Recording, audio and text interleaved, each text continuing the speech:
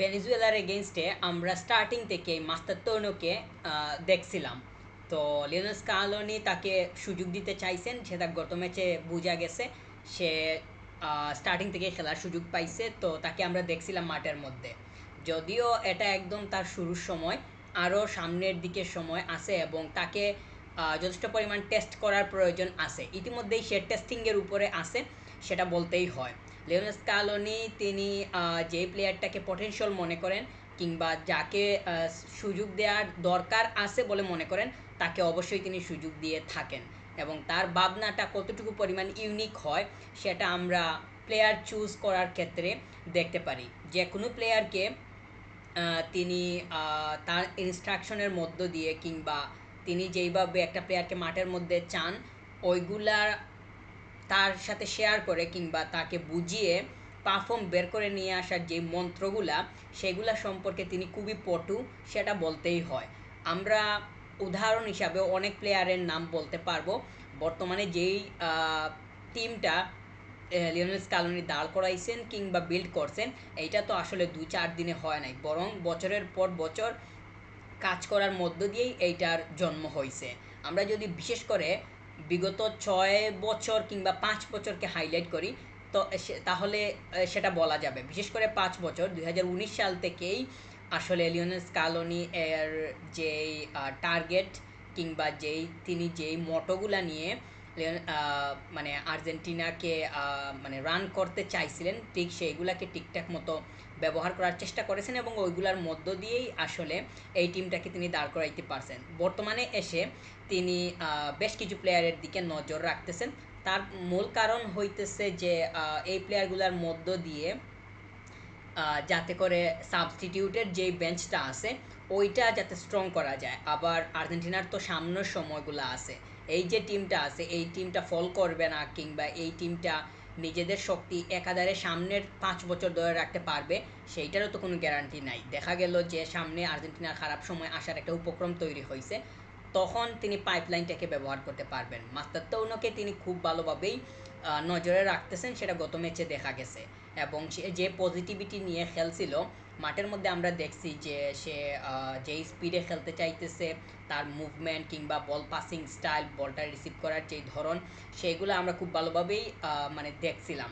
তো সামনে ইকুয়েডরের এগেনস্টে ম্যাচ আছে 10 তারিখে, তাকে পাওয়া যাওয়ার সম্ভাবনা তৈরি হবে বলে আমি মনে করতেছি। স্টার্টিংয়ে যদি পাওয়া যায় দ্যাটস ফাইন, সে গত ম্যাচটাতেও খেললো, ওই ম্যাচটাতে খেলবে। যদি খেলে থাকে তাহলে তারকে নিয়ে আসলে পজিটিভলি থিঙ্ক করার একটা স্কোপ বের হবে, কারণ যেহেতু সে গত ম্যাচটাতেও স্টার্টিংয়ে খেলার সুযোগ পাইছে, ইকুয়েডরের এগেনস্টেও যদি স্টার্টিংয়ে খেলতে পারে, তার মানে এটা ধরে নিতে হবে লিওনেল স্কালোনি তাকে নিয়ে যথেষ্ট পরিমাণ পজিটিভ। আর সে ট্রেনিংয়ে যথেষ্ট পরিমাণ কাজ করতেছে, এটাও সামনে নিয়ে আসতে হবে। একটা প্লেয়ারকে জাজ করতে কিংবা একটা প্লেয়ারকে বিবেচনা করতে ট্রেনিং কিন্তু অন্যরকমভাবে কাজ করে, এবং ওইখানে তো কোচরা একটা প্লেয়ারের আরও বেশি পরিমাণ সান্নিধ্যে থাকেন। সেইটা মানে তো সেটা তো মানে বলতেই হয়। তো মাস্টার তো সে ভেনেজুয়েলার এগেনস্টে লিওনেল মেসির সাথে কিংবা যেই প্লেয়ারগুলো সেট অবস্থায় টিমের সাথে আছে তাদের সাথে একই তালে স্টার্টিংয়ে খেলার সুযোগ পাইছিল, যেখানে তার মতো অন্য প্লেয়াররাও দলে আছে, তারা কিন্তু সুযোগ পায় নাই। তো তার জন্য এটা বিরাট একটা সুযোগ ছিল, সেটা বলতে হবে। এবং সে সামনে যে ভেনেজুয়েলার সামনে যে ইকুয়েডরের এগেনস্টে ম্যাচ আছে, ওইখানে যদি তার দরজা খুলে কিংবা সে খেলার সময় পায়, তাহলে ওইটাকেও সে যথেষ্ট পরিমাণ ঠিকঠাক মতো ব্যবহার করতে চাইবে, সেটা নিঃসন্দেহেই বলা যায়। এবং সেটা করাই উচিত, সে যদি টিমের সাথে ফিট হইতে চায়, এছাড়া তো অন্য কোনো উপায় নাই। আর্জেন্টিনার মতো টিমে যদি একটা প্লেয়ার ফিট হইতে চায়, খেলতে চায়, সেক্ষেত্রে তার ধারাবাহিক পারফর্ম ছাড়া তাকে অন্য কোনো রাস্তা দেখিয়ে কখনোই লাভ হবে না। আর লিওনেল স্কালোনির বেলায় তো প্রশ্নই ওঠে না। তিনি যেই প্লেয়ারগুলোকে খেলাতে চান, সুযোগ দিতে চান, তিনি তাদের মধ্য থেকে আসলে দেখে মানে তাদেরকে আসলে তাদের কাছ থেকে আসলে তিনি কী চান, তিনি তাদের কাছ থেকে ডেডিকেশন চান, তাদের কাছ থেকে ধারাবাহিক পারফর্ম চান, টিম ওয়ার্কের দিকে মনোযোগী এইরকম প্লেয়ার চান, যে নিজের চিন্তাকে পরে রাখবে, আগে রাখবে দলের চিন্তা। এইটাকে তো তিনি সবসময় প্রাধান্য দিয়ে থাকেন, সেইটা আমরা সবসময় দেখি। আর্জেন্টিনা গত ওয়ার্ল্ড কাপে যেইভাবে খেলছিল, 2022 ওয়ার্ল্ড কাপটা অনেক বড় একটা উদাহরণ। লিওনেল স্কালোনি যে টিম স্ট্যান্ড করাইছে, এই টিমটাকে নিয়ে উদাহরণ দিতে হলে এই মুহূর্তে সব থেকে ভালো উদাহরণ হবে 22 ওয়ার্ল্ড কাপটা। তো আমরা দেখছি যে আর্জেন্টিনা সৌদি আরবের এগেনস্টে প্রথম ম্যাচটা হারে, যদিও আর্জেন্টিনা আরও গোল পাইছিল, ওইগুলা তো আসলে গোল হবে না, ওইগুলা তো ডিসঅ্যালাউড হয়েছে মানে মানে অফসাইডের কারণে। তো ওই ম্যাচটা অফিসিয়ালিভাবে হারছে আর্জেন্টিনা, 3টা পয়েন্ট লুজ করছে। গ্রুপের ম্যাচ ছিল, গ্রুপ পর্বের ম্যাচ ছিল। তো নেক্সট ম্যাচটা ছিল মেক্সিকোর এগেনস্টে। তো এখানে 2-0-তে উইন হয় এবং এখানে একটা গোল পায় এনজো ফার্নান্দেজ। আমরা এনজো ফার্নান্দেজের কিকটা দেখছিলাম, কত ট্রিকি ছিল। লিওনেল মেসির এই গোলটা তো আসলে আমার কাছে তার যে ক্যারিয়ারের গোলগুলো আছে সেইগুলার মধ্যে টপ 3-তে এই গোলটা থাকবে, সেটা আমি আগেও বলছি। মানে আমি আমার ভিডিও অনেক আগে বলছি, যদি কেউ আপনারা শুনে থাকেন বা মানে জেনে থাকেন তাহলে তো অবশ্যই সেটা অবগত থাকার কথা। এখন আবারও বলতেছি, মেক্সিকোর এগেনস্টে লিওনেল মেসি ওয়ার্ল্ড কাপে যে গোলটা করছেন, এইটাও আমার কাছে লিওনেল মেসি এর মানে ক্যারিয়ারের টপ থ্রি গোলের একটা হিসাবেই থাকবে। শুধু গোলটাকে প্রাধান্য দিচ্ছি না, সময়টাকে আমি মাথায় রাখতেছি। তো আরও বিষয়াদি থাকবে অবশ্যই। তো উদাহরণের বিষয়ে ফিরে যাই। লিওনেল স্কালোনিকে নিয়ে তিনি কিভাবে চান তার টিমটা কিভাবে রান করুক, কিংবা মানে তিনি দলের কাছ থেকে আসলে কীরকম পারফর্ম চান, এইটা আসলে মানে খুঁজতে গেলে কিংবা এই সংক্রান্ত কথা বলতে গেলে 2022 ওয়ার্ল্ড কাপের টিমটাকে নিয়ে বলতে হবে। এই টিমটা কিভাবে খেলছিল? এই টিমটা একদম দলগত অবস্থায় খেলছিল। প্রত্যেকটা প্লেয়ার নিজেদেরকে একদম ছেড়ে দিয়ে কিভাবে দলকে বাঁচানো যায় কিংবা দল আগে, এইটা চিন্তা করে খেলছিল বলেই আসলে আর্জেন্টিনা এর শেষটা কি হয়েছিল সেটা সবারই জানা। তো ওই উদাহরণটাকে এখন টেনে নিয়ে আসতেছি এই কারণে, মাস্টারতৌনও যদি নিজেকে স্ট্যান্ড করাতে চায়, সে যদি দলে তার জায়গা কনফার্ম করতে চায়, তাহলে দলের স্বার্থটাকে আগে বড় করে দেখতে হবে।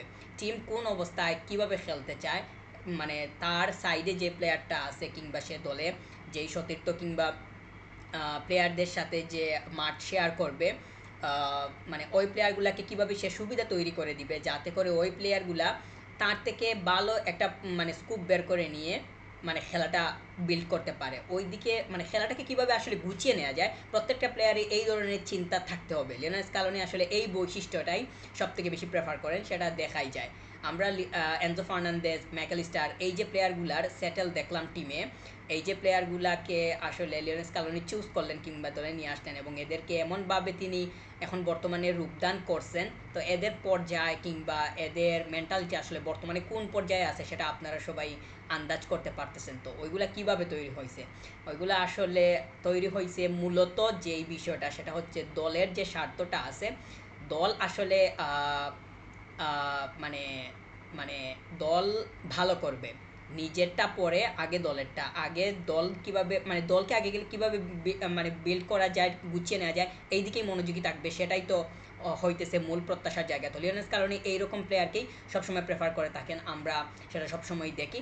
তো মাস্টারতৌনো ছাড়াও আরও প্লেয়াররা আছে, কিন্তু যেহেতু এখন আমি এই প্লেয়ারটাকে ফোকাস করতেছি, এই প্লেয়ারটা বলিভিয়ার এগেনস্টে খেলার সময় পাবে বলে আমি ধারণা করতেছি। তো ওইখানে যদি সে সুযোগ পায় তাহলে সেগুলোকে আঁকড়ে ধরা তার জন্য মানে বাধ্যতামূলক হয়ে দাঁড়াবে, যদি সে টিমে থাকতে চায় এবং মানে নিজের জায়গা পাকা করতে চায়। অন্য কোনো উপায় দেখতেছি না, কারণ সুযোগ যদি চলে যায় কিংবা একটা ম্যাচ চলে যাওয়া, দুইটা ম্যাচ চলে যাওয়া, এটা কিন্তু বিশাল মানে একটা ব্যাপার।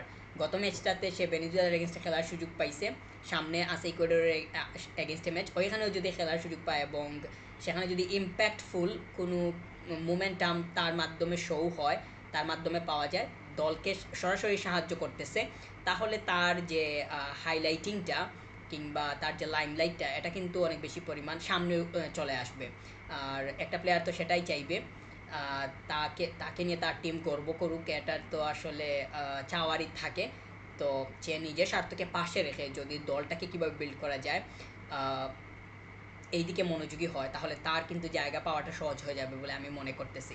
আর এই প্লেয়ারটার মধ্যে আলাদা একটা মানে ভাইব আছে, প্লেয়ারটা যথেষ্ট পরিমাণ হাইট আছে, এটা অবশ্য অ্যাডভান্টেজ হিসাবে থাকলো। হাইট না থাকলেও অসুবিধা নেই, লিওনেল মেসির যে অনেক বেশি পরিমাণ হাইট সেটাও তো না, আমরা দেখতেছি হাইট থাকলেই যে প্লেয়ার হিসাবে ভালো হবে সেটা বলার সুযোগ নেই, তবে হাইট থাকাটা একটা অ্যাডভান্টেজ, সেটা মাঠের মধ্যে দেখা যায়। প্লেয়ারটার হাইট ভালো আছে, আর পাসিং যে অ্যাকুরেসি সেটাও গত ম্যাচটাতে কিছুটা হলেও প্রকাশিত হয়েছে, দেখা গেছে সামনে যেই কোরিয়ার এগেনস্টে ম্যাচ আছে ওইখানে যদি খেলার সুযোগ পায় তাহলে সেটার মধ্য দিয়ে হয়তো তাকে আরও বেশি পরিমাণ বিবেচনা করা সম্ভব হবে, এবং সামনের ম্যাচটাতে যদি তার মাধ্যমে ভালো কিছু পাওয়া যায় তাহলে আরও পরে যে ম্যাচগুলো আছে ওইখানের স্কোয়াডে ডাক পাওয়াটা তার জন্য ইজি হয়ে যাবে। আমার কাছে মনে হয় যে লিওনেল স্কালোনি তাকে নিয়ে যথেষ্ট পরিমাণ পজিটিভ আছেন, তার ভাবনায় মাস্টার তাউনো ইতিমধ্যে ঢুকে গেছে, কিন্তু এখন দরকার হইতেছে এই প্লেয়ারটার ধারাবাহিক পারফর্ম, সে নিজেকে কিভাবে রাখে, সে যদি চায় দলে ইনক্লুড হইতে এবং সেটার জন্য যদি একটানা মন দিয়ে কাজ করে, আমার কাছে মনে হয় যে তার শ্রম বিফলে যাওয়ার কোনো সুযোগ থাকবে না। অনেক সময় দেখা যায় যে বিভিন্ন রকমের যদি কিন্তু এর মধ্যে প্লেয়াররা পড়ে যায় সেক্ষেত্রে ভিন্নতা আসতে পারে, কিন্তু লিওনেল স্কালোনির বেলায় আমরা দেখছি তিনি যেই প্লেয়ারটাকে টার্গেট করেন ওই প্লেয়ারটা যদি ধারাবাহিকতার মধ্যে থাকে তাহলে তার নিশ্চয়তা দলের মধ্যে অটোমেটিক্যালি হয়ে যায়। নিকোলাস গঞ্জালেজের উদাহরণটা আমি বারবার নিয়ে আসি, আবারও আনা যাবে, কিন্তু সে যদি নিজেকে মাস্টার তাউনো সে যদি নিজেকে মানে ফিট হিসাবে রাখতে চায়, দলের সাথে যদি সে সেট হইতে চায়, বিশেষ করে সামনে ওয়ার্ল্ড কাপ আসতেছে ওইখানে তো ওয়ার্ল্ড কাপের স্কোয়াড ওইখানে যদি সে ঢুকতে চায় তাহলে এখন থেকেই তাকে ধারাবাহিকতার মধ্যে দিয়ে যাইতে হবে, এবং লিওনেল স্কালোনি যেই ধরনের ইনস্ট্রাকশন দিবে ওইগুলো যদি সে পদে পদে মেনে চলতে পারে তাহলে তার স্কোয়াডে জায়গা পাওয়াটা ইজি হয়ে যাবে। তো আমার কাছে মনে হয় যে লিওনেল স্কালোনি এর থিঙ্কিংয়ে সে ইতিমধ্যে একটা পার্ট হয়ে গেছে, তো এই পার্টের স্থায়িত্বটা তাকেই মানে করে নিতে হবে, অর্থাৎ মাস্তাতৌনো সেই যদি চায় তাহলে এই স্থায়িত্বটা হবে, অন্যথায় তার যদি গাফিলতি কিংবা কোনো ধরনের অবহেলা দেখা যায় সেক্ষেত্রে সে তার পজিশন হারানোর একটা পর্যায়ে চলে যাবে বলে আমার ধারণা।